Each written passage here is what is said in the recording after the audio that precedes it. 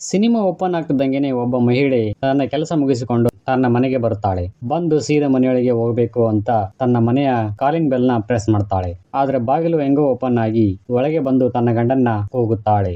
ಆದ್ರೆ ಅವರ ಗಂಡ ಕಾಣಿಸ್ತಿಲ್ಲ. ಜೊತೆಗೆ ಆ ಮನೆಯಲ್ಲಿ ಕರೆಂಟ್ ಬೇರೆ ಇರುವುದಿಲ್ಲ. ಕರೆಂಟ್ ಹಾಕಿ ಹಾಗೆ ಹುಡುಕುತ್ತಾ ಟಾಯ್ಲೆಟ್ ರೂಮ್ ಹತ್ತಿರ ಬಂದು ನೋಡಿದರೆ ಅಲ್ಲಿ ಅವರ ಗಂಡ ಸತ್ತೋಗ್ಬಿಟ್ಟಿದ್ದಾರೆ. ಯಾರೋ ಒಬ್ಬ ಸ್ಟ್ರೇಂಜರ್ ಅವ್ರನ್ನ ತುಂಬಾನೇ ಬರ್ಬರವಾಗಿ ಕೊಂದು ಹೋಗಿದ್ದಾನೆ. ಈ ಕೊಲೆನ ನೋಡಿದ ಆ ಮಹಿಳೆ ತುಂಬಾನೇ ಹೆದರಿಕೊಂಡು ಕಿರ್ಚಿಕೊಳ್ತಾಳೆ. ತದನಂತರ ಪೊಲೀಸ್ನವರು ಬಂದು ಆ ಬಾಡಿನ ಸೂಕ್ಷ್ಮವಾಗಿ ಅಬ್ಸರ್ವ್ ಮಾಡಿ ನಂತರ ಅವರ ಒಂದು ಅಭಿಪ್ರಾಯವನ್ನು ವ್ಯಕ್ತಪಡಿಸುತ್ತಾರೆ. ಹಂತಕ ಮೊದಲು ಕತ್ನ ಕಟ್ ಮಾಡಿದ್ದಾನೆ. ಆಮೇಲೆ ಆರಾಮಾಗಿ ಕುಂತ್ಕೊಂಡು ತನಗೆ ಹೇಗೆ ಬೇಕೋ ಹಾಗೆ ಡಿಸೈನ್ ಆಗಿ ಕೊಯ್ದಿದ್ದಾನೆ. ಕುಯ್ಯುವಾಗಂತೂ ಹಂತಕ ತುಂಬಾನೇ ಎಂಜಾಯ್ಮೆಂಟ್ ಮಾಡ್ತಾ ಕುಯ್ದಿದ್ದಂತೂ ಸತ್ಯ ಅಂತ ಹೇಳ್ತಾರೆ ಪೊಲೀಸ್ನವರು. ಅಂದಾಗಿ ಸತ್ತ ವ್ಯಕ್ತಿ ನಿತಿನ್ ಅಂತ. ಇವರು ಸಿನಿಮಾಗಳನ್ನು ವೀಕ್ಷಣೆ ಮಾಡಿ ಸಿನಿಮಾ ಕುರಿತು ರಿವ್ಯೂ ಮಾಡ್ತಿದ್ರು ಅಂತ ಪೊಲೀಸ್ನವರಿಗೆ ಗೊತ್ತಾಗುತ್ತೆ. ನಂತರ ಸತ್ತ ವ್ಯಕ್ತಿಯ ಹಣೆಯ ಮೇಲೆ ಒಂದು ಟ್ರಯಾಂಗಲ್ ಮಾರ್ಕ್ ಕುಯ್ದು ಹೋಗಿರುತ್ತಾನೆ ಹಂತಕ. ಅದನ್ನು ಪೊಲೀಸ್ನವರು ಗಮನಿಸಿ ಈ ಮಾರ್ಕ್ ನ ಯಾಕೆ ಬರೆದಿರಬಹುದು ಅಂತ ತಲೆ ಕೆಡಿಸ್ಕೊಳ್ತಾರೆ.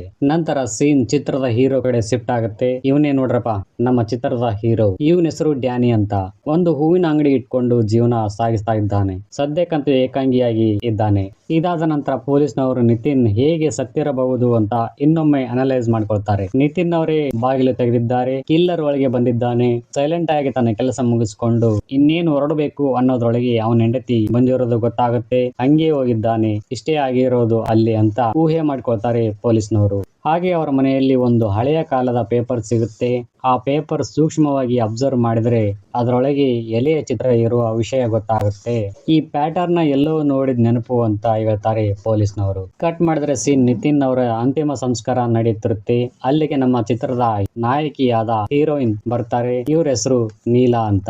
ಇವರು ಸಹ ಸಿನಿಮಾನ ನೋಡಿ ರಿವ್ಯೂ ಮಾಡೋದು ಇವರ ಹವ್ಯಾಸ ಆಗಿರುತ್ತೆ. ಆದ್ರೆ ಜಾಸ್ತಿ ರಿವ್ಯೂ ಮಾಡಿರೋದಿಲ್ಲ ಅಷ್ಟೇ. ನಿತಿನ್ ಅವರಿಗೆ ಅಂತಿಮ ನಮನ ಸಲ್ಲಿಸಿ ಮನೆಗೆ ಬರುವಾಗ ನೀಲಾಗೆ ದಾರಿಯಲ್ಲಿ ಒಂದು ಹೂವಿನ ಅಂಗಡಿ ಕಾಣಿಸುತ್ತೆ. ತಕ್ಷಣ ಇಳಿದು ಹೂವುಗಳನ್ನು ತೆಗೆದುಕೊಳ್ಳಲು ಆ ಅಂಗಡಿಗೆ ಭೇಟಿ ಕೊಡುತ್ತಾಳೆ. ಆದ್ರೆ ಆ ಅಂಗಡಿಯಲ್ಲಿ ತಕ್ಷಣಕ್ಕೆ ಯಾರು ಕಾಣಿಸೋದಿಲ್ಲ. ನೀಲಾಗೆ ಬೇಕಾಗಿರೋ ಹೂ ಟೂಲಿಪ್ಸ್. ಈ ಹೂ ಇಲ್ಲಿ ಸಿಗೋದಿಲ್ಲ, ಬೇರೆ ಅಂಗಡಿಗೆ ಹೋಗೋಣ ಅಂತ ನೀಲಾ ಅನ್ಕೋತಾಳೆ. ಆದ್ರೆ ನಮ್ಮ ನಾಯಕ ನಟ ಆ ಟೂಲಿಪ್ಸ್ ಹೂವುಗಳನ್ನು ಹಿಡಿದು ಅವಳ ಮುಂದೆ ಪ್ರತ್ಯಕ್ಷವಾಗುತ್ತಾನೆ. ಹೀಗಾಗಿದ್ದೇ ತಡ ಇವನು ಅವಳನ್ನ ನೋಡೋದು, ಅವಳು ಇವನನ್ನ ನೋಡೋದು ಹೆಂಗೆ ಮುಂದುವರಿಯುತ್ತೆ. ಇಲ್ಲಿ ಹುಡುಗರ ಲೈಫ್ ಅಲ್ಲಿ ಹುಡುಗಿರು ಬೆಳಕ್ ತರ್ತಾರೋ ಇಲ್ಲೋ ಗೊತ್ತಿಲ್ಲ, ಆದ್ರೆ ಹಾರ್ಟ್ ನಂತೂ ಮುಳುಗುಡಿಸುತ್ತಾರೆ. ಅದರಲ್ಲೂ ನಮ್ ಹೀರೋ ಹಾರ್ಟ್ ಅಂತೂ ನವರಂಗಿ ಹಾರ್ಟ್ ಸ್ವಲ್ಪ ಜಾಸ್ತಿನೇ ಮುಳುಗುಡುತ್ತಿದೆ ಇವಳನ್ನ ನೋಡಿ. ಬನ್ನಿ ನೋಡೋಣ ಇವರ ಒಂದು ಟಚಿಂಗ್ ಲವ್ ಸ್ಟೋರಿನ. ಆಫ್ಟರ್ ಆಲ್ ಒಬ್ಬ ಫಿಲ್ಮ್ ರಿವ್ಯೂ ಮಾಡೋರ್ನ ಕೊಂದಿದ್ದಾನೆ ಅಂದ್ರೆ ಅವನು ಯಾರಿರಬಹುದು ಅಂತ ಪೊಲೀಸ್ನವರು ತಲೆ ಕೆಡಿಸ್ಕೊಳ್ತಾರೆ. ಬಹುಶಃ ಏನಾದ್ರು ಪಾನಿರೇ ತಂಡದವರು ಕೊಂದಿರಬಹುದಾ ನಿತಿನ್ ಅವ್ರನ್ನ? ಒಂದೇ ಸ್ಟಾರ್ ಕೊಟ್ಟಿದ್ದಕ್ಕೆ ಅಂತ ಅನುಮಾನ ಪಟ್ಟು ಆ ಚಿತ್ರ ತಂಡದ ಡೈರೆಕ್ಟರ್ ನ ಭೇಟಿಯಾಗಿ ಕೆಲವೊಂದು ಪ್ರಶ್ನೆಗಳನ್ನು ಅವರಿಗೆ ಕೇಳುತ್ತಾರೆ. ಆದ್ರೆ ಆ ಡೈರೆಕ್ಟರ್ ಫಿಲ್ಮ್ ರಿವ್ಯೂ ಮಾಡಿದವನು ಸತ್ತೋಗಿರೋ ವಿಷಯ ಕೇಳಿ ಬೇಜಾರು ಮಾಡ್ಕೊಂಡು, ಆಕ್ಚುಲಿ ಹೇಳ್ಬೇಕು ಅಂದ್ರೆ ನಾವು ಈ ಸಿನಿಮಾ ರಿವ್ಯೂಗಳನ್ನು ನೋಡೋದೇ ಇಲ್ಲ, ಮೇಲಾಗಿ ಅವುಗಳನ್ನು ಓದೋದು ಸಹ ಇಲ್ಲ. ನಾವು ಆಡಿಯನ್ಸ್ ಗಳನ್ನು ನಂಬ್ತೀವಿ ಹೊರತು ಈ ರಿವ್ಯೂ ಮಾಡೋರ್ನ ಅಲ್ಲ ಅಂತ ಹೇಳ್ತಾರೆ. ಪೊಲೀಸ್ನವರಿಗಂತೂ ಮುಂದಿನ ಪ್ರಶ್ನೆಗಳೇ ಇರಲಿಲ್ಲ ಅವ್ರ ಹತ್ತಿರ ಈ ಡೈರೆಕ್ಟರ್ ನ ಕೇಳೋಕೆ. ಹೆಂಗ ಬಂದಿದ್ರು ಹಂಗೆ ಮತ್ತೆ ಒಳ್ಳಿ ಬರ್ತಾರೆ. ಈ ಕೇಸ್ ವಿಚಾರವಾಗಿ ತುಂಬಾ ತಲೆ ಕೆಡಿಸ್ಕೊಳ್ತಾರೆ ಪೊಲೀಸ್ನವರು. ಇದರ ನಡುವೆ ಮತ್ತೊಂದು ಕೊಲೆ ಆಗುತ್ತೆ ಸಿಟಿಯಲ್ಲಿ. ಅದು ಸಹ ರಿವ್ಯೂ ಮಾಡೋರ್ನೇ ಕೊಂದಿರ್ತಾನೆ ಆ ಹಂತಕ. ಕೊಲೆಯಾದ ವ್ಯಕ್ತಿಯ ದೇಹ ಅರ್ಧ ಭಾಗ ರೈಲ್ವೆ ಹಳಿಯ ಬಳಿ ಇದೆ, ಇನ್ನರ್ಧ ಭಾಗ ರೈಲು ಅವನ ದೇಹನ ಸೀಳಿಕೊಂಡು ಹೋಗಿದೆ. ಇದಾದ ನಂತರ ನಮ್ಮ ಹೀರೋದು ಮತ್ತು ಹೀರೋಯಿನ್ದು ಲವ್ ಅಂತೂ ಸಿಕ್ಕಾಪಟ್ಟೆ ಮುಂದುವರಿಯುತ್ತಿದೆ. ಜೋಡಿ ಅಕ್ಕಿಗಳಂತೆ ಇವರಿಬ್ರು ಲವ್ ಅಲ್ಲಿ ತೇಲಾಡ್ತವ್ರೆ ಒಂದೇ ಸಮನೆ. ಆಸ್ ಯೂಶುವಲ್ ಪ್ರತಿ ವಾರದಂತೆ ಈ ವಾರವೂ ಸಹಿತ ಥರ್ಡ್ ಅಂಪೈರ್ ಅಂತ ಒಂದು ಸಿನಿಮಾ ರಿಲೀಸ್ ಆಗುತ್ತೆ ಸಿನಿಮಾ ಮಂದಿರದಲ್ಲಿ. ಈ ಸಿನಿಮಾ ಕುರಿತು ದ ಫೇಮಸ್ ಆಕ್ಟರ್ ಆಗಿರ್ತಕ್ಕಂಥ ಅಮಿತಾಬ್ ಬಚ್ಚನ್ ಅವರು ಈ ಸಿನಿಮಾ ಕುರಿತು ಪ್ರೆಸ್ ಮೀಟ್ ನ ಆರಂಭಿಸುತ್ತಾರೆ. ಚಿತ್ರದ ಕುರಿತು ಬಚ್ಚನ್ ಅವರು ನಮ್ ಸಿನಿಮಾ ಹಂಗೆ, ನಮ್ ಸಿನಿಮಾ ಹೆಂಗೆ ಅಂತ. ಇದಾದ ನಂತರ ಮತ್ತೊಂದು ಕೊಲೆಯ ಪ್ರಕರಣ ಬೆಳಕಿಗೆ ಬರುತ್ತೆ. ಮತ್ತೆ ಸಿನಿಮಾ ರಿವ್ಯೂ ಮಾಡೋನೆ ಸತ್ತೋಗಿರುತ್ತಾನೆ ಕ್ರಿಕೆಟ್ ಗ್ರೌಂಡ್ ಅಲ್ಲಿ. ಅವನ ರಿವ್ಯೂಗೆ ತಕ್ಕಂತೆ ಹಂತಕ ಅವನ ಬಾಡಿನ ಚೆಲ್ಲಾಪಿಲ್ಲಿ ಮಾಡಿ ಇಡೀ ಮೈದಾನದ ತುಂಬಾ ಹರಡಿ ಹೋಗಿರುತ್ತಾನೆ. ಹಂತಕ ಸತ್ತ ವ್ಯಕ್ತಿ ಥರ್ಡ್ ಅಂಪೈರ್ ಸಿನಿಮಾ ಕುರಿತು ರಿವ್ಯೂ ಮಾಡಿರ್ತಾನೆ 1.5 ಸ್ಟಾರ್ ಕೊಟ್ಟು. ಅದರಂತೆ ಹಂತಕ ಅವನ ಹಣೆ ಮೇಲೆ 1.5 ಸ್ಟಾರ್ ಕೊಯ್ದು ಹೋಗಿರುತ್ತಾನೆ. ಪೊಲೀಸ್ನವರಿಗೆ ಹೆವಿ ಕನ್ಫ್ಯೂಷನ್ ಆಗುತ್ತೆ. ಯಾವನ್ ಗುರು ಇವನು ಈ ಕೊಲೆ ಮಾಡ್ತಾ ಇರೋದು ಅಂತ. ಸಡನ್ಲಿ ಸತ್ತ ವ್ಯಕ್ತಿ ಏನ್ ರಿವ್ಯೂ ಮಾಡಿದ್ದ ಅಂತ ಓದುತ್ತಾರೆ. ಇದರಿಂದ ಪ್ರತಿಯೊಂದು ಕೊಲೆಯ ಹಿನ್ನೆಲೆ ಗೊತ್ತಾಗುತ್ತೆ ಪೊಲೀಸ್ನವರಿಗೆ. ಹಂತಕ ಯಾಕೆ ಇವರನ್ನೇ ಕೊಲೆ ಮಾಡಿದ ಅಂತ. ಮೊದಲನೇವನು ಸಿನಿಮಾ ತುಂಬಾ ಬೋರಿಂಗ್ ಆಗಿದೆ, ಈ ಸಿನಿಮಾ ನೋಡೋಕೆ ಆಗದೇನೆ ಪದೇ ಪದೇ ಟಾಯ್ಲೆಟ್ ಗೆ ಹೋಗಿದ್ದೆ ಹೆಚ್ಚು ಅಂತ ಬರೆದಿರ್ತಾನೆ. ಎರಡನೇವನು ಏನು ಬರೆದಿರ್ತಾನೆ ಅಂತಂದ್ರೆ ಫಸ್ಟ್ ಹಾಫ್ ಚೆನ್ನಾಗಿದ್ದು ಸೆಕೆಂಡ್ ಹಾಫ್ ಸಂಪೂರ್ಣವಾಗಿ ಹಳಿ ತಪ್ಪೋಗಿದೆ ಅಂತ ಬರೆದಿರ್ತಾನೆ. ಮೇಲಾಧಿಕಾರಿಗಳಂತೂ ಈ ಪೊಲೀಸ್ ಅಪ್ಪನಿಗೆ ಬಾಯಿ ಬಂದಂಗೆ ಬೈತವ್ರೆ. ಕೇಸ್ ಏನಾಯ್ತು, ಕೊಲೆಗಾರ ಸಿಕ್ನ, ಯಾಕೆ ಸಿಗ್ಲಿಲ್ಲ, ಹಿಂಗೆ ಆದ್ರೆ ಸಿಬಿಐಗೆ ಈ ಕೇಸ್ ನ ಒಪ್ಪಿಸ್ತೀವಿ ಅಂತ ಮೇಲಿಂದ ಮೇಲೆ ಪ್ರೆಷರ್ ಕ್ರಿಯೇಟ್ ಮಾಡ್ತಾರೆ. ಇದಾದ ನಂತರ ಒಂದಿನ ಡ್ಯಾನಿ ಹಲವಾರು ಪ್ಲಾಸ್ಟಿಕ್ ಹಾಳೆಗಳನ್ನು ಬಳಸಿ ಒಂದು ಹೂಗುಚ್ಛ ತಯಾರಿಸಿ ಆ ಹೂಗುಚ್ಛವನ್ನು ನೀಲಾಗೆ ಕೊಟ್ಟು ಪ್ರಪೋಸ್ ಮಾಡುತ್ತಾನೆ. ನೀಲಾಳು ಸಹ ಡ್ಯಾನಿನ ಅವರ ಅಮ್ಮನಿಗೆ ಪರಿಚಯ ಮಾಡಿಸುತ್ತಾಳೆ. ಇದಾದ ನಂತರ ಮತ್ತೊಂದು ಸಿನಿಮಾ ರಿಲೀಸ್ಗೆ ತಯಾರಾಗುತ್ತೆ. ಆ ಸಿನಿಮಾದ ಹೆಸರು ಕಲಿಂಗ ಅಂತ. ಈ ಸಿನಿಮಾದ ಕುರಿತು ಬ್ಯಾಡ್ ಒಪಿನಿಯನ್ ಕೊಟ್ಟು ಕಡಿಮೆ ಸ್ಟಾರ್ಸ್ ಕೊಟ್ರೆ ಎಲ್ಲಿ ಕೊಲೆಗಾರ ಬಂದು ನಮ್ಮನ್ನು ಕೊಂದೋಗ್ತಾನೇನೋ ಅನ್ಕೊಂಡು ಎಲ್ಲರೂ ಹೆದರಿಕೊಂಡು ಎಲ್ಲರೂ ಪಾಸಿಟಿವ್ ಆಗಿ ರಿವ್ಯೂ ಕೊಡ್ತಾರೆ. ಆದ್ರೆ ಲೀಲಾಳ ಮ್ಯಾನೇಜರ್ ಆದ ಕಾರ್ತಿಕ್ ಮಾತ್ರ ಈ ಸಿನಿಮಾ ನೋಡೋಕೆ ಚೆನ್ನಾಗಿಲ್ಲ ಅಂತ ಆನೆಸ್ಟ್ ಆಗಿ ರಿವ್ಯೂ ಕೊಟ್ಟಿರ್ತಾನೆ. ಅದು 1.5 ಸ್ಟಾರ್ ಕೊಟ್ಟು ಜನರಿಗೆ ವಿಷಯ ತಲುಪಿಸಿರುತ್ತಾನೆ. ಈ ವಿಷಯ ಪೊಲೀಸರಿಗೆ ಗೊತ್ತಾಗಿ ಇವರನ್ನ ಪ್ರೊಟೆಕ್ಷನ್ ಮಾಡಬೇಕು ಅಂತ ಸೆಕ್ಯೂರಿಟಿ ಕೊಡುತ್ತಾರೆ. ಆದರೆ ಹಂತಕ ಈ ಸಲ ಒಂದು ಟ್ವಿಸ್ಟ್ ಕೊಡುತ್ತಾನೆ. ಅದೇನೆಂದರೆ ಕಾರ್ತಿಕ್ 1.5 ಸ್ಟಾರ್ ಕೊಟ್ಟಿದ್ದಕ್ಕೆ ಹಂತಕ ಇವನಿಗೆ ಹೂಗುಚ್ಛ ಕೊಟ್ಟು ಥ್ಯಾಂಕ್ಸ್ ಹೇಳಿರ್ತಾನೆ. ಹಾಗೇನೆ ಬೇರೆಯವರು ಜಾಸ್ತಿ ಸ್ಟಾರ್ಸ್ ಕೊಟ್ಟಿದ್ದಕ್ಕೆ ಅವರನ್ನ ಎಳೆದುಕೊಂಡು ಹೋಗಿರ್ತಾನೆ ಅವರನ್ನು ಕೊಲೆ ಮಾಡೋಕೆ. ನಿನ್ ರಿವ್ಯೂ ನೋಡಿ ಸಿನಿಮಾ ನೋಡೋಕೆ ಹೋದೆ ನಾನು, ಆದ್ರೆ ಆ ಸಿನಿಮಾದಲ್ಲಿ ಏನೂ ಇರ್ಲಿಲ್ಲ. ನೀನು ಹೇಳಿದ್ದೀಯ ಸಿನಿಮಾ ಪೇಂಟಿಂಗ್ ತರ ಇದೆ ಅಂತ, ಆ ತರ ನನಗೆ ಯಾವ ಪೇಂಟಿಂಗ್ ನೂ ಕಾಣ್ಲಿಲ್ಲ ಆ ಸಿನಿಮಾದಲ್ಲಿ. ದುಡ್ಡಿಗೋಸ್ಕರ ನಿಮ್ಮಂತವರು ಈ ಸಿನಿಮಾನ ರಿವ್ಯೂ ಮಾಡ್ತೀರಾ ಅಂತ ಹೇಳಿ ಅವರನ್ನ ಪೇಂಟಿಂಗ್ ರೀತಿಯಲ್ಲಿ ಬರ್ಬರವಾಗಿ ಮನಸ್ಸಿಗೆ ಬಂದಂಗೆ ಚಾಕುವಿನಿಂದ ಅವನ ದೇಹದ ತುಂಬಾ ರಕ್ತದ ಪೇಂಟಿಂಗ್ ಬಿಡಿಸ್ತಾನೆ ಹಂತಕ. ಪೊಲೀಸ್ನವರಿಗಂತೂ ತಲೆ ಕೆಟ್ಟೋಗ್ಬಿಡುತ್ತೆ, ಹೆಂಗೆ ಗುರು ಈ ಕೊಲೆಗಾರನ ಹಿಡಿಯೋದು ಅಂತ. ಹೀಗಿರುವಾಗ ಈ ಸೈಕೋ ನನ್ ಮಗನ್ನ ಹಿಡಿಬೇಕು ಅಂತಂದ್ರೆ ನಾವು ಸೈಕೋ ತರ ಯೋಚನೆ ಮಾಡ್ಬೇಕು ಅಂತ ಹೇಳಿ ಒಬ್ಬ ಸೈಕಾಲಜಿಸ್ಟ್ ನ ಭೇಟಿ ಮಾಡಿ ಈ ಕೇಸ್ ವಿಚಾರವಾಗಿ ವಿಷಯ ಹೀಗಿದೆ ಅಂತ ಹೇಳ್ತಾರೆ.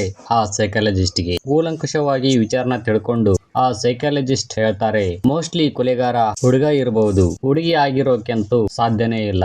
ಯಾಕಂತಂದ್ರೆ ದೈತ್ಯಾಕಾರ ಇರುವ ಒಂದು ಬಾಡಿನ ಹುಡುಗಿ ರೈಲ್ವೆ ಟ್ರ್ಯಾಕ್ ಗೆ ಎಳ್ಕೊಂಡು ಹೋಗ್ತಾಳೆ ಅಂತಂದ್ರೆ ಇಟ್ಸ್ ನಾಟ್ ಇಂಪಾಸಿಬಲ್.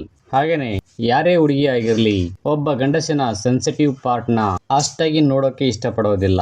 ಸೊ ಹಾಗಾಗಿ ಹಂತಕ ಹುಡುಗಿ ಆಗಿರೋಕೆ ಸಾಧ್ಯನೇ ಇಲ್ಲ, ಹಂತಕ ಹುಡುಗನೇ ಅಂತ ಕನ್ಫರ್ಮ್ ಮಾಡ್ತಾಳೆ. ಇದಾದ ನಂತರ ನಮ್ ಹೀರೋ ಮಾಡಿರೋ ಕೊಲೆಗಳು ಒಂದೊಂದಾಗಿ ರಿವೀಲ್ ಆಗ್ತಾ ಹೋಗ್ತವೆ. ಮೊದಲನೇ ಕೊಲೆ ಬಾತ್ರೂಮ್ ಅಲ್ಲಿ ನಡೆದಿರೋ ಕೊಲೆ, ಹೇಗೆ ಮಾಡಿದೆ ಮತ್ತು ಯಾಕೆ ಮಾಡಿದೆ ಅನ್ನೋ ವಿಚಾರ ಮೆಲುಕು ಹಾಕುತ್ತಾನೆ ನಮ್ ಹೀರೋ. ತದನಂತರ ಎರಡನೇ ಕೊಲೆ ರೈಲ್ವೆ ಟ್ರ್ಯಾಕ್ ಗೆ ಹೇಗೆ ಎಳ್ಕೊಂಡೋಗಿ ಹೇಗೆ ಮಾಡಿದೆ ಮತ್ತು ಯಾಕೆ ಮಾಡಿದೆ ಅನ್ನೋ ವಿಚಾರ ಸಹಿತ ಇಲ್ಲಿ ಗೊತ್ತಾಗುತ್ತೆ.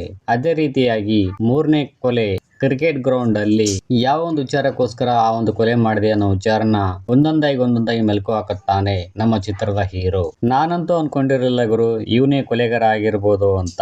ದಯವಿಟ್ಟು ಯಾರನ್ನೂ ನಂಬಕ್ ಹೋಗಬೇಡಿ, ಅಮಾಯಕ ಮುಖದ ಹಿಂದೆ ಬಹಳಷ್ಟು ಕ್ರಿಮಿನಲ್ ಬುದ್ಧಿ ಹೊಂದಿರುತ್ತಾರೆ. ಇದಾದ ನಂತರ ಆ ಸೈಕಾಲಜಿಸ್ಟ್ ಸತ್ತ ವ್ಯಕ್ತಿಗಳು ಬರೆದಿರುವ ರಿವ್ಯೂಗಳನ್ನು ಸೂಕ್ಷ್ಮವಾಗಿ ಅಬ್ಸರ್ವ್ ಮಾಡಿ ಕೊನೆಗೆ ಒಂದು ಕ್ಲೂ ಕೊಡುತ್ತಾಳೆ. ಅದೇನೆಂದರೆ ಹಂತಕನಿಗೆ ಸ್ಕ್ರಿಪ್ಟ್ ಬೇಕು ಕೊಲೆ ಮಾಡೋಕೆ. ಆ ಸ್ಕ್ರಿಪ್ಟ್ ಇವನಿಗೆ ಮೋಟಿವ್ ಮಾಡುತ್ತೆ ಕೊಲೆ ಮಾಡು ಅಂತ. ಸೊ ಅದರಂತೆ ಹಂತಕ ಆ ಸ್ಕ್ರಿಪ್ಟ್ ನ ಪ್ರಕಾರ ಕೊಲೆ ಮಾಡುತ್ತಾನೆ. ಒಟ್ಟಾರೆಯಾಗಿ ಹೇಳ್ಬೇಕು ಅಂತಂತಂದ್ರೆ ಇವನ ಉದ್ದೇಶ ಸಿನಿಮಾನ ಉಳಿಸಿ ಅನ್ನೋ ಧ್ಯೇಯ ಮಾತ್ರ.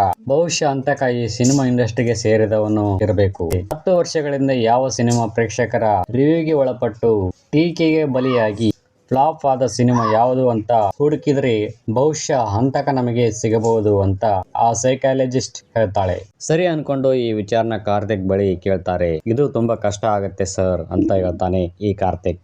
ಇದರ ನಡುವೆ ನಮ್ ಹೀರೋ ಒಂದೊಳ್ಳೆ ಗ್ಯಾಪ್ ನ ನೋಡ್ಕೊಂಡು ಹೀರೋಯಿನ್ ನ ಮನೆಯೊಳಗೆ ಕರ್ಕೊಂಡು ಹೋಗಿ ಒಂದೆರಡು ಡೇಟ್ ಹಾಕ್ತಾನೆ. ಸರಿಯಾಗಿ ನೀಲಾನು ಡ್ಯಾನಿನು ಇಬ್ರು ಸೇರ್ಕೊಂಡು ಸ್ವರ್ಗದ ಬಾಗಿಲು ತಟ್ತಾರೆ. ನಾ ಮೇಲು ನೀ ಮೇಲು ಅನ್ನೋ ರೀತಿಯಲ್ಲಿ. ನಮ್ಮ ಹೀರೋಯಿನ್ ಒಂದ್ ಕಡೆ ಸುಮ್ನೆ ಕುಂತ್ಕೊಂಡಿರ್ತಾಳೆ. ಅಕಸ್ಮಾತ್ ಆಗಿ ಸಿನಿಮಾದ ರೀಲ್ ನೋಡಿ ಅದರ ಬಗ್ಗೆ ಕೇಳ್ತಾಳೆ. ಆದ್ರೆ ನಮ್ಮ ಹೀರೋ ಏನೋ ಒಂದು ಹೇಳಿ ಆ ಟಾಪಿಕ್ ನ ಡೈವರ್ಟ್ ಮಾಡ್ತಾನೆ. ನಂತರ ಅವಳು ಮತ್ತೆ ಬಂದು ಈ ವಿಚಾರನ ಕೇಳಬಹುದು, ಆದಷ್ಟು ಬೇಗ ಈ ರೀಲ್ ನ ಬೇರೆ ಕಡೆ ಶಿಫ್ಟ್ ಮಾಡಬೇಕು ಅನ್ಕೊಂಡು ಅವಸರವಾಗಿ ಹೋಗುತ್ತಿರುವಾಗ ಕೈ ಜಾರಿ ಆ ರೀಲು ಬಿದ್ದೋಗ್ಬಿಡುತ್ತೆ. ಆಗ ನಮಗೆ ಹಾಗೆ ಡ್ಯಾನಿ ಡೈರೆಕ್ಟ್ ಮಾಡಿರ್ತಕ್ಕಂಥ ಸಿನಿಮಾದ ತುಣುಕುಗಳು ನಮ್ಮ ಕಣ್ಣಿಗೆ ಗೋಚರಿಸ್ತಾ ಹೋಗ್ತವೆ. ಇದರ ಜೊತೆಗೆ ಆ ಸಿನಿಮಾಗೆ ರಿವ್ಯೂ ಆಗಿರುವ ಆರ್ಟಿಕಲ್ಗಳು ಸಹ ನಮ್ಗೆ ತೋರಿಸ್ತಾರೆ. ಆದ್ರೆ ಅವನು ಯಾವ ಸಿನಿಮಾ ಡೈರೆಕ್ಟ್ ಮಾಡಿದ್ರು ಅಂತ ನಮಗೆ ಗೊತ್ತಾಗೋದಿಲ್ಲ. ಈ ಸಿನಿಮಾನ ನೋಡಿ ಜನರು ಈ ರೀತಿಯಾಗಿ ರಿವ್ಯೂ ಮಾಡಿರುತ್ತಾರೆ. ತಲೆನೋವು ತುಂಬಿರುವಂತಹ ಕತೆ ಇದು. ಪಿಕ್ಚರ್ ಎಲ್ಲಿದೆ, ಸ್ಲೋ ಡಿಪ್ರೆಸಿಂಗ್ ಫಿಲ್ಮ್ ಅಂತ ಈ ತರ ನೆಗೆಟಿವ್ ಆಗಿ ರಿವ್ಯೂ ಮಾಡಿರ್ತಾರೆ. ಇವೆಲ್ಲವೂ ಜನರು ರಿವ್ಯೂ ಮಾಡಿರ್ತಕ್ಕಂತ ಸಂದೇಶಗಳು ನಮ್ಮ ಕಣ್ಣಿಗೆ ಒಂದೊಂದಾಗಿ ಕಾಣ್ತಾ ಹೋಗುತ್ತವೆ. ಇವಾಗ ಸೀನ್ ಪೊಲೀಸ್ನವ್ರ ಕಡೆ ಶಿಫ್ಟ್ ಆಗುತ್ತೆ. ಕೊಲೆಗಾರನ ನಾವು ಕಂಡುಹಿಡಿಬೇಕು ಅಂತಂದ್ರೆ ನಾವು ಒಂದು ಪ್ಲಾನ್ ಮಾಡಬೇಕು. ಆ ಪ್ಲಾನ್ ಅಂತಕನಿಗೆ ಗೊತ್ತಾಗಬಾರದು. ಅವನಾಗೆ ಬಂದು ನಮ್ಮ ಬಲೆಯೊಳಗೆ ಬೀಳಬೇಕು. ಹಾಗೆ ಪ್ಲಾನ್ ಮಾಡ್ತೀನಿ. ಅದೇನೆಂದರೆ ರಿವ್ಯೂ ಮಾಡೋರ್ ಕೈಲಿ ನಾವು ರಿವ್ಯೂ ಬರೆಸ್ಬೇಕು ಅಂತ ಹೇಳ್ತಾರೆ. ಆದ್ರೆ ಈ ಪ್ಲಾನ್ ಸಕ್ಸಸ್ ಆಗೋದಿಲ್ಲ. ಯಾಕಂತಂದ್ರೆ ರಿವ್ಯೂ ಮಾಡೋರು ಯಾರು ಒಪ್ಕೊಳ್ಳೋದಿಲ್ಲ. ಸಿನಿಮಾ ರಿವ್ಯೂ ಮಾಡಿ ನಾನೇ ಸಾಯ್ಬೇಕು ಅಂತ ಹೆದರ್ಕೊಂಡ್ ಬಿಟ್ಟಿರ್ತಾರೆ ರಿವ್ಯೂ ಮಾಡೋರೆಲ್ಲರೂ. ಹೆಂಗೋ ಮಾಡಿ ನೀಲನ್ನ ರಿವ್ಯೂ ಮಾಡಕ್ಕೆ ಒಪ್ಪಿಸ್ತಾರೆ ಪೊಲೀಸ್ನವರು. ನಿಮ್ಗೇನ್ ತೊಂದರೆ ಆಗೋದಿಲ್ಲ, ನಾವು ನಿಮ್ಮ ಫ್ಯಾಮಿಲಿಗೆ ಸೆಕ್ಯೂರಿಟಿ ಕೊಡ್ತೀವಿ ಅಂತ ಹೇಳ್ತಾರೆ ಪೊಲೀಸ್ನವರು. ಸರಿ ಅನ್ಕೊಂಡು ನೀಲ ಒಪ್ಕೊಳ್ತಾಳೆ ಧೈರ್ಯ ಮಾಡಿ. ಮಾರನೇ ದಿನ ಡಿಂಗ್ ಡಾಂಗ್ ಅಂತ ಸಿನಿಮಾ ನೋಡೋಕೆ ಹೋಗ್ತಾಳೆ ನೀಲ. ಯಾಕಂತಂದ್ರೆ ಆ ಸಿನಿಮಾನ ನೋಡಿ ರಿವ್ಯೂ ಮಾಡ್ಬೇಕಲ್ಲ, ಅದಕ್ಕೋಸ್ಕರ. ಆದ್ರೆ ನೀಲಾಗೆ ಆ ಸಿನಿಮಾ ತುಂಬಾ ಇಷ್ಟ ಆಗುತ್ತೆ. ಆದ್ರೆ ಪೊಲೀಸ್ನವರು ಒತ್ತಾಯ ಮಾಡಿ 1 ಸ್ಟಾರ್ ಕೊಡಿ ಅಂತಾರೆ. ಸಿನಿಮಾ ಅಷ್ಟಾಗಿ ಚೆನ್ನಾಗಿಲ್ಲ, ಈ ಸಿನಿಮಾ ನೋಡ್ತಿದ್ರೆ ನನ್ ತಲೆ ಸಿಡಿದು 100 ಚೂರುಗಳಾಗುತ್ತೆ ಅಂತ ರಿವ್ಯೂ ಮಾಡಿರ್ತಾಳೆ ನೀಲ ಒಲ್ಲದ ಮನಸ್ಸಿನಿಂದ. ನಂತರ ಈ ಸಿನಿಮಾನ ನಮ್ಮ ಹೀರೋನು ಸಹ ನೋಡೋಕೆ ಹೋಗ್ತಾನೆ. ಸಿನಿಮಾ ಮಂದಿರದಲ್ಲಿ ತುಂಬಾ ಎಂಜಾಯ್ ಮಾಡ್ತಾ ಈ ಸಿನಿಮಾನ ವೀಕ್ಷಣೆ ಮಾಡಿ ಮನೆಗೆ ಬರುತ್ತಾನೆ ನಮ್ ಡ್ಯಾನಿ. ನಂತರ ಡ್ಯಾನಿ ಮೊಬೈಲ್ಗೆ ನೀಲಾಳ ರಿವ್ಯೂ ಬರುತ್ತೆ. ಅದನ್ನ ಓಪನ್ ಮಾಡಿ ಓದಿ ಡ್ಯಾನಿಗೆ ಏನ್ ಮಾಡ್ಬೇಕು ಅಂತಾನೆ ಗೊತ್ತಾಗೋದಿಲ್ಲ. ಒಂದು ಕಡೆ ನಗು, ಒಂದು ಕಡೆ ಅಳು. ಲವ್ವಾ ಅಥವಾ ಸಿನಿಮಾನ ಅಂತ ಗೊಂದಲಕ್ಕೀಡಾಗುತ್ತಾನೆ. ಕೊನೆಗೂ ಸಿನಿಮಾನೇ ಆಯ್ಕೆ ಮಾಡಿಕೊಂಡು ನೀಲನ ಸಾಯಿಸೋಕೆ ನಿರ್ಧಾರ ಮಾಡ್ತಾನೆ ನಮ್ ಡ್ಯಾನಿ. ಈ ಕಡೆ ಪೊಲೀಸ್ನವರು ಬಕಪಕ್ಷಿಗಳಂತೆ ಕಾಯ್ತಾ ಕುಂತವ್ರೆ ನೀಲ ಮನೆಯ ಸುತ್ತ ಬಲೆ ಎಣ್ಕೊಂಡು. ಮುಂದೆ ಏನಾಗುತ್ತೋ ಕಾದು ನೋಡೋಣ. ಅಂತೂ ಇಂತೂ ನಮ್ಮ ಹೀರೋ ಬಂದ ಹೀರೋಯಿನ್ ಮನೆಗೆ. ಇವನೇ ಕೊಲೆಗಾರ ಅಂತ ಪೊಲೀಸ್ನವರಿಗೆ ಗೊತ್ತಿಲ್ಲ. ಬಂದು ನೀಲನ ಸಮಾಧಾನ ಮಾಡಿ ಮಲಗಿಸುತ್ತಾನೆ. ನೀಲನ ಮಲಗಿಸುವಾಗ ಅವಳ ಹಣೆಯ ಮೇಲೆ ಸ್ಟಾರ್ ಮಾರ್ಕ್ ನ ಮಾಡ್ತಾ ಇರ್ತಾನೆ, ಹಾಗೆ ಸುಮ್ಮನೆ. ಅದನ್ನು ಪೊಲೀಸ್ನವರು ಅಷ್ಟು ಗಮನಿಸುವುದಿಲ್ಲ. ನಂತರ ರೂಮ್ ಅಲ್ಲಿ ಯಾರೂ ಇಲ್ಲ, ಬಂದ ಕೆಲಸ ಮಾಡಿಬಿಡೋಣ ಅನ್ಕೊಂಡು ಡ್ಯಾನಿ ನೀಲನ ಕೈ ಕಟ್ಟಾಕಿ ಟೇಪ್ ಹಾಕಿ ಕಿಟಕಿ ಮುಖಾಂತರ ಬೇರೊಂದು ಅಪಾರ್ಟ್ಮೆಂಟ್ಗೆ ತೋರುತ್ತಾನೆ. ತದನಂತರ ನೀಲ ಮಲಗಿದ್ದಾಳೆ, ನಾನು ಹೋಗ್ತೀನಿ ಅಂತ ಪೊಲೀಸಿಗೆ ಹೇಳಿ ಹೊರಡ್ತಾನೆ ಡ್ಯಾನಿ. ಹೊರಗಡೆ ಬಂದು ಅವಳನ್ನ ಕರ್ಕೊಂಡು ಒಂದು ರೂಮಲ್ಲಿ ಕಟ್ಟಾಕ್ತಾನೆ. ಕೊಲೆಗಾರ ಇವನೇನಾ ಅನ್ಕೊಂಡು ನೀಲ ಶಾಕ್ ಆಗ್ತಾಳೆ. ಯಾಕೆ ಡ್ಯಾನಿ, ಏನಾಯ್ತು, ಏನಿದೆಲ್ಲ? ಹೇ ಹೇ ಹೇ ಹೇ ಹೇ ಹೇ ಹೇ ನೋ ನೋ ನೋ, ನನ್ನ ಹೆಸರು ಡ್ಯಾನಿ ಅಲ್ಲ. ಡ್ಯಾನಿ ಅನ್ನೋದು ಅದು ನನ್ನ ನಾಯಿ ಹೆಸರು. ನನ್ನ ಹೆಸರು ಸಬಾಸ್ಟಿನ್ ಅಂತ. ನನ್ನ ಅಪ್ಪ ಆದವನು ಅಕಸ್ಮಾತ್ತಾಗಿ ನನ್ನ ನಾಯಿನ ಸಾಯಿಸ್ಬಿಟ್ರು. ಹೌದು, ನೀನು ಯಾಕೆ ಡಿಂಗ್ ಡಾಂಗ್ ಸಿನಿಮಾಗೆ 1 ಸ್ಟಾರ್ ಕೊಟ್ಟೆ? ನಿನ್ನ ನಾನು ತುಂಬಾನೇ ಪ್ರೀತಿ ಮಾಡ್ತಿದ್ದೆ, ನೀನ್ ಯಾಕೆ ರಿವ್ಯೂ ಮಾಡಿದೆ? ಅನ್ಯಾಯವಾಗಿ ನಾನೇ ನಿನ್ನ ಸಾಯಿಸ್ಬೇಕಲ್ಲ, ಇವಾಗ ನನ್ನಿಂದ ಸಾಯುವಂತ ಕರ್ಮ ನಿಂಗೇನು ಬಂದಿತ್ತು ಅಂತಾನೆ ಡ್ಯಾನಿ. ಪೊಲೀಸ್ನವರು ಹೇಳಿದ್ರು ಅದಕ್ಕೆ ರಿವ್ಯೂ ಮಾಡದೆ ಡ್ಯಾನಿ ಅಂತಾಳೆ ನೀಲ. ನಿನಗೆ ಗೊತ್ತಾ, ಆ ಸಿನಿಮಾ ಮಂಗೋಲಿಯನ್ ಸಿನಿಮಾದ್ದು ಕಾಪಿ ಮಾಡಿದ್ದಾರೆ. ಇದು ನಿನಗೆ ಗೊತ್ತಿಲ್ಲ, ಆದ್ರೂ ರೇಟಿಂಗ್ ಕೊಟ್ಟಿದ್ದೀಯಲ್ಲ. ಸಪೋಸ್ ನೀನೇನಾದ್ರೂ 1 ಸ್ಟಾರ್ ಕೊಟ್ಟು ಈ ಸಿನಿಮಾ ಕಾಪಿ ಮಾಡಿದ್ದಾರೆ ಅಂತ ರಿವ್ಯೂ ಮಾಡಿದ್ರೆ ನಾನು ನಿನಗೆ ಶರಣಾಗ್ತಾ ಇದ್ದೆ, ಸಿನಿಮಾನು ಉಳಿತಾ ಇತ್ತು. ತಪ್ಪು ಮಾಡಿಬಿಟ್ಟೆನಿಲ್ಲ ನೀನು. ನಿನ್ನ ತಲೆನ ಚೂರು ಚೂರು ಮಾಡಿ 100 ಪೀಸ್ಗಳನ್ನಾಗಿ ಹೇಗೆ ಮಾಡಲಿ ನಾನು ಒಬ್ಬ ಪ್ರೇಮಿಯಾಗಿ ಅಂತ ನೀಲಾಗಿ ವಿಪರೀತವಾಗಿ ಟಾರ್ಚರ್ ಕೊಡ್ತಾನೆ ನಮ್ ಹೀರೋ.